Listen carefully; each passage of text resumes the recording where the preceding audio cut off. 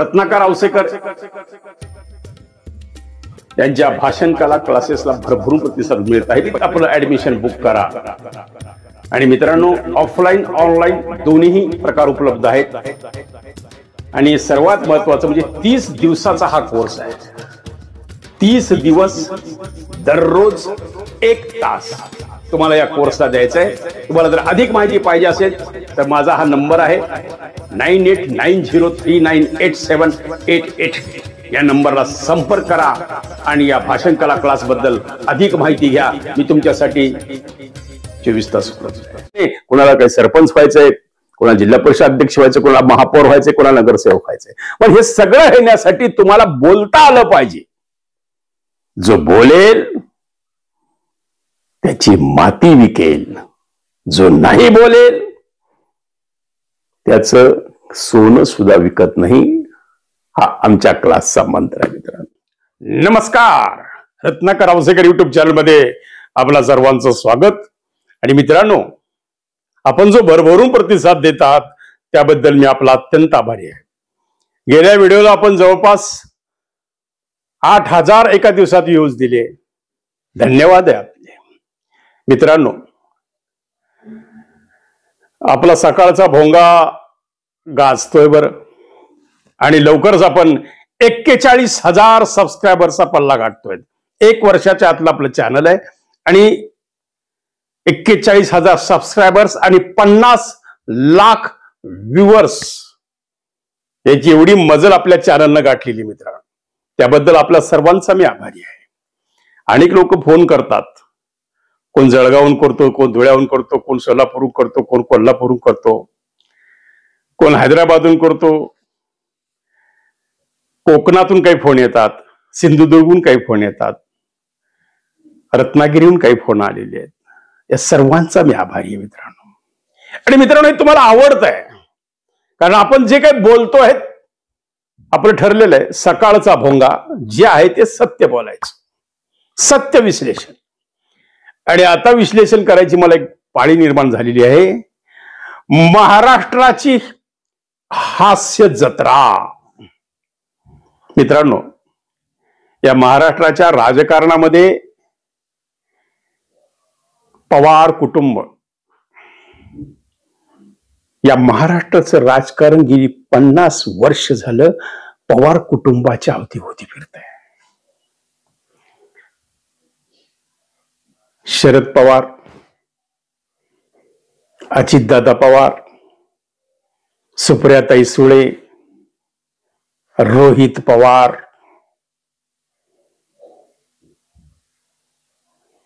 आणि आता युगेंद्र पवार, अजितदादांच्या पत्नी. मित्रांनो, आपण एक बघितलं असं, यामध्ये महाराष्ट्राची करमणूक करण्याचा विडा कोणी उचलला तर महाराष्ट्राचे हास्य जत्राने उचलला. सोनी मराठीवरल्या, बरोबर आहे. आणि राजकारण्यांची राजकीय करमणूक करण्याचा विडा जर कोणी उचलला असेल तर तो पवार कुटुंबियांनी उचललेला असावा असं मला वाटतं. मित्रांनो, या मागचं कारण असं आहे की आपण पाहिलेलं असेल, आदरणीय शरदचंद्रजी पवार साहेब जर एखादी गोष्ट हो म्हणली ती नाही समजायची, जी नाही समजली तिला हो समजायचं. पवार साहेबांनी कुणाचं कौतुक केलं समजायचं त्याची वेळ जवळ आली. शरद पवार साहेबांनी कुणाच्या पाठीवर हात ठेवला की समजायचं आता त्याचा काहीतरी कार्यक्रम नक्की होणार आहे. पवार साहेबांनी कोणावर रागवले तर तो इतका धन्य होतो, पवार साहेबांनी मला रागवले म्हणजे नक्कीच माझं कल्याण होणार आहे. विरोधाभास. म्हणून मी महाराष्ट्राची जशी हास्य जत्रा आहे तसं या परिवाराला म्हणतो की महाराष्ट्राची राजकारणाची हास्य जत्रा जर कोण असेल तर पवार परिवार आहे. आपण पाहिलेलं असेल, अजितदादा पवारांच्या पत्नी आणि सुप्रिया सुळे यांच्यातली जगाला दाखवण्यासाठीची लुटूपुटूची लढाई. रोहित पवारांचं दररोज मीडिया कव्हरेज. रोहित पवार कधी अजितदादांचं कौतुक करतील आणि कधी अजितदादावर टीका करतील याचा कोणताही नेम नाही. जसं अजितदादांचं आहे की अजितदादा कधी पहाटे शपथविधी घेतील, कधी राजीनामा देतील, कधी काय बोलतील आणि कधी प्रायश्चित्त म्हणून यशवंतराव चव्हाणांच्या पुतळ्यासमोर जाऊन प्रायश्चित्त घेतील, हे कोणीही सांगू शकत नाही. कधी काय होईल या राजकारणात काही सांगू शकत नाही. आणि मी तुम्हाला एक सांगतो वा मित्रांनो सातत्याने की राजकारणात कोणी कोणाचा कायमचा मित्र नाही आणि कोणी कोणाचा कायमचा शत्रू नाही. हे राजकारणाचं सूत्र आम्हाला 35 वर्षापूर्वी एकदा विलासराव देशमुखांनी बोलता बोलता सांगितलं होतं. तुम्ही अजून आठवून घ्या मित्रांनो की विलासराव देशमुखांचा पराभव हा शरद पवारांनीच केला हे विलासरावांना सांगायचं होतं. त्यांनी काय केली आयडिया, त्यावेळेस आपकी अदालत फार गाजत होता. त्या आपकी अदालत वालाला बरोबर मुलाखत दिली. त्या मुलाखतीमधून विलासरावने बॉम्ब टाकला की माझ्या पराभवामध्ये जर कोणाचा वाटेकरी असेल, तर जर कोणी हस्तक्षेप कुणाचा असेल, जर कोण महत्वाचा माणूस असेल, त्यांचं नाव आहे शरद पवार.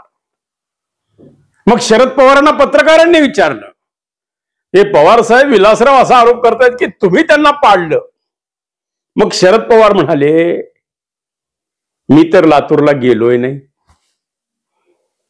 आणि दुसरी गोष्ट, मी लातूरच्या बाजूबाजूनं रिंग रोडनं फिरलो तर विलासराव पडले. याचा अर्थ लक्षात घ्या, मी तर त्या शहरात गेलो नाही, पण मी नुसतं बाहेरून गेलो जिल्ह्याच्या तर विलासराव पडले. जिल्ह्यात गेलो असतो तर डिपॉझिट जप्त झालं असतं. यावरून तुम्ही पवारांची पॉवर. मित्रांनो फार गमतीदार परिवार आहे हा परिवाराबद्दल जेवढं बोलल ना माझे 10 एपिसोड होतील मित्रांनो, आणि तुम्हाला सुद्धा ऐकायला तेवढंच मनोरंजनात्मक वाटेल. म्हणून मी हे सुरू केली राजकारणाची हास्य जत्रा. आणि खरं सांगतो तुम्हाला गंमत, आता कालचं प्रकरण घ्या, कुरडू, माढा तालुक्यातलं कुरडूतली अवैध मुरुम उपसा प्रकरण.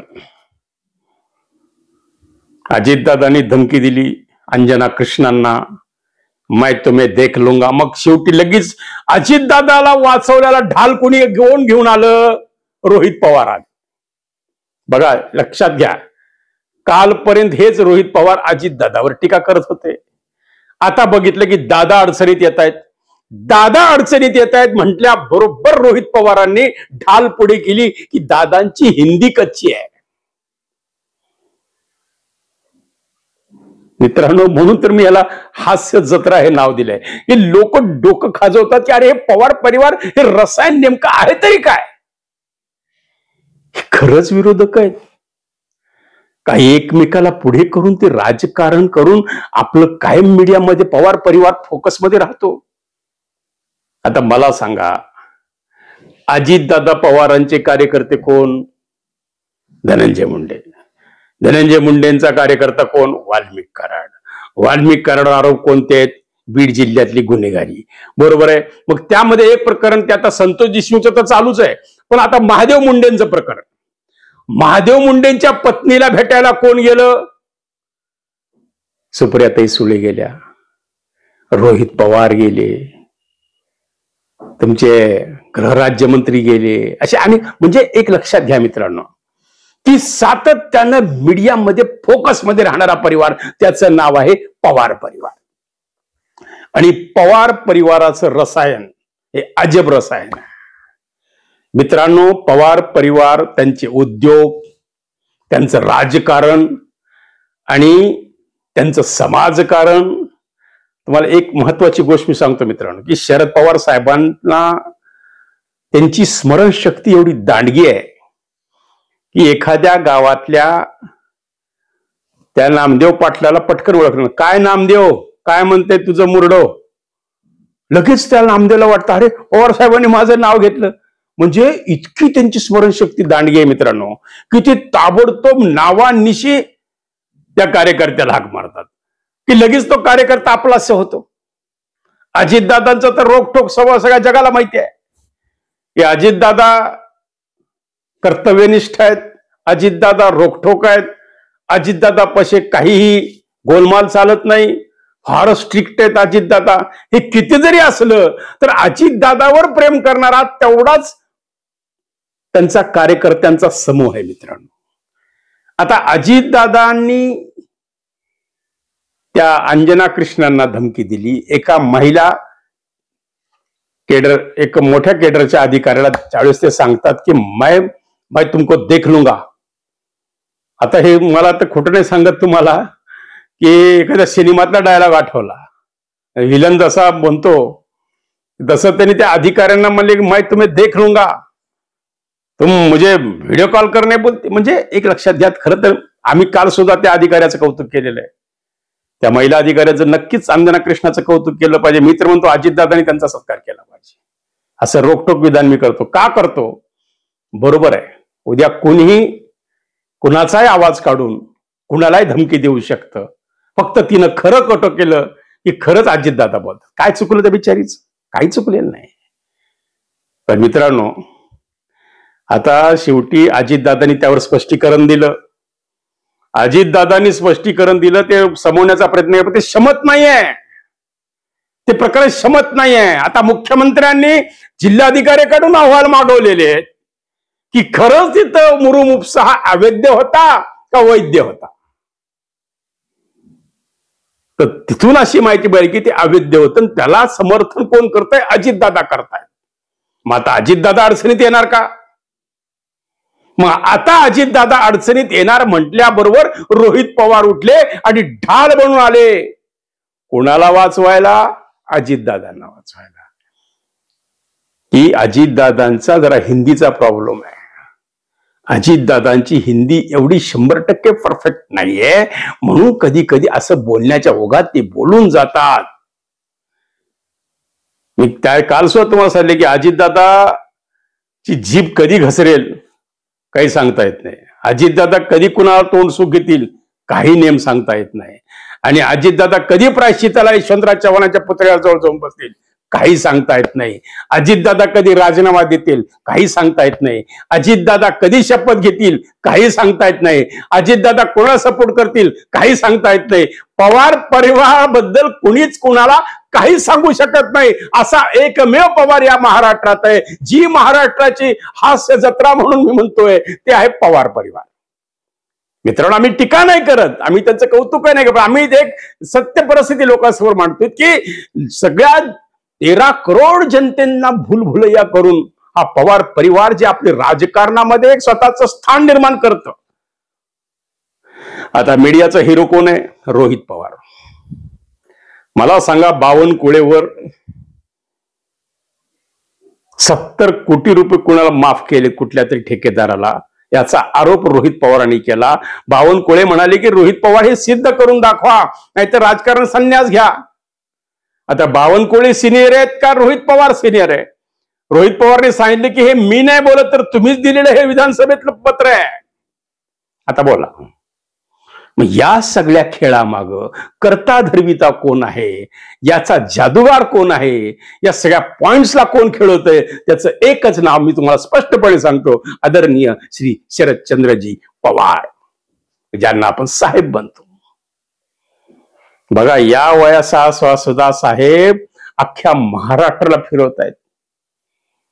या वयात सुद्धा साहेब पावसात भिजतायत. या वयात सुद्धा साहेब अजून त्यांचा साहेबी थाट नाही सोडत. यालाच म्हणतात पवार रसायन, यालाच म्हणतात महाराष्ट्राची हास्य जत्रा. मित्रांनो, सगळं अजब गजब आहे. मला सांगा, सुप्रियाताई सुळे विजयी झाल्याबरोबर सर्वप्रथम जर त्यांचं अभिनंदन कोण केलं असेल तर अजितदादांच्या पत्नीने केलं. विरोधक काम केलेली जनता सगळी निघाली मूर्खामध्ये.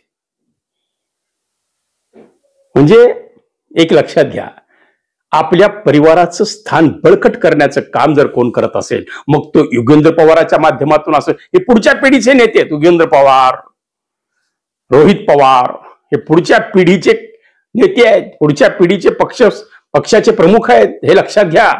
या पुढच्या पिढी, आता पवार साहेब पुढची पिढी निर्माण करतायत. म्हणे हे सगळी काहीतरी प्रकरण करून रोहित पवारला फोकसमध्ये आणून, मला सांगा तुम्ही, मिटकरींनी विधान केलं, लगेच वापस घेतलं. बघा, म्हणजे ह्या प्रत्येक गोष्टी पाहण्यासारख्या आहेत. या 4 दिवसात ज्या काही पवार परिवाराच्या बाबतीत बातम्या येतात, जे काही घडतंय, या सगळ्याच्या बाबतीत मला एकच सांगा वाटतं मित्रांनो, की महाराष्ट्राची करमणूक कोण करतंय, तर ती हास्य जत्रा करते सोनीची. आणि राजकारण्यांची करमणूक कोण करतंय, तर शरद पवार साहेबांचा परिवार करतो. या सगळ्यांच्या पाठीमागं एकच दिग्दर्शक, निर्माता, होल अँड सोल कोणी असेल तर त्यांचं नाव आहे आदरणीय शरदचंद्रजी पवार साहेब. म्हणून पवार साहेबांच्या राजकारणाचा अंत आजपर्यंत कोणालाही लागला नाही मित्रांनो. उद्धव ठाकरेंना सुद्धा लागला नाही, ना भाजपाला लागला नाही, ना नरेंद्र मोदींना लागला नाही. बरोबर आहे का नाही? ज्या नरेंद्र मोदींनी बारामतीत येऊन सांगितले की राजकारणाचे धडे गिरवण्याचं काम मी शरद पवार की उंगली पकडकर मैं राजनीति में आया हूं, दुसऱ्या दिवशी शरद पवारांनी उंगली दिली सोडून. हे राजकारणाचं रसायन आहे मित्रांनो. म्हणजे इथं कधी काय होईल, कधी कुणा, फक्त एक तुम्ही बारकाईने एक गोष्ट लक्षात ठेवा मित्रांनो. आपला सकाळचा भोंगा आहे, आपण पोटातलं बोलणार, जे पोटात ते ओठात. मित्रांनो, मी तुम्हाला स्पष्ट सांगतो, कोणत्याही पवारावर संकट येऊ द्या, कोणत्याही पवारावर, युगेंद्र पवार, रोहित पवार, सुप्रियाताई सुळे, अजितदादाच्या पत्नीवर काय आरोप, पुन्हा तुमच्या अजितदादावर आरोप, हे सगळ्यावर किती जरी तुम्ही आरोप करा, एकमेकाला वाचवायला ते एकमेकांकडे पंची फळी तयार आहे. म्हणजे पुन्हा येणारी, मी थोडस असं निवेदन करतो की मित्रांनो, पुढे येणारी, माझा दावा आहे की 50 वर्ष किमान हा शरद पवार करिश्मा राहणार आहे या महाराष्ट्रामध्ये. आणि वारंवार शरद पवार साहेब हे सिद्ध करतायत की महाराष्ट्र का राजकारण मी फिरवू शकतो. हे सांगणारच एकच नाव आहे शरदचंद्रजी पवार साहेब. म्हणून मी याला महाराष्ट्राची हास्य जत्रा हे नाव दिले मित्रांनो. दररोज नवीन करमणूक बघूया. आता पुढे अजितदादांच्या या अधिकाऱ्याच्या धमकी प्रकरणात मुख्यमंत्री काय भूमिका घेतात. मुख्यमंत्र्यांनी अहवाल मागवलेला आहे आणि त्यामध्ये अजितदादांनी ज्याचं समर्थन केलंय तो बाबा जगताप, तो किती धुतल्या तांदळासारखा आहे. सगळ्या माढा तालुक्याला माहिती, सगळ्या कुरुडला माहिती, सगळ्यांना माहिती आहे. तर त्याचं समर्थन जर अजितदादा करणार असेल तर अजितदादा, म्हणून आम्ही म्हणतो महाराष्ट्राची हास्य जत्रा आणि ही राजकारणाची हास्य जत्रा जर कोण असेल तर पवार परिवार. मित्रांनो, योग्य वाटलं तर लाईक करा, शेअर करा, सबस्क्राईब करा, आपल्या चॅनलला भरभरून आशीर्वाद द्या. असंच काही नवीन नवीन तुमच्यासाठी मी घेऊन येण्याचा प्रयत्न करणार आहे. आणि मित्रांनो, लातूरमध्ये चालत असलेला रत्नाकर आवसेकर भाषण क्लास अगदी जोमात आहे. आता 3री बॅच लवकरच चालू होत आहे. त्वरित ऍडमिशन घेऊन टाका. आपण लिमिटेड विद्यार्थी घेत आहोत भाषण कला क्लासला, कारण प्रत्येकाकडे वैयक्तिक लक्ष देऊन. कारण आज आपल्या क्लासमध्ये शिकून गेलेला एकही विद्यार्थी आता मी बोलू शकत नाही असं नाही बोलणार. तो डंकी की चोट पर 15 मिनिट भाषण देणार, एवढा दावा जर कोण करतंय तर आपला मित्र रत्नाकर आवसेकर करतोय.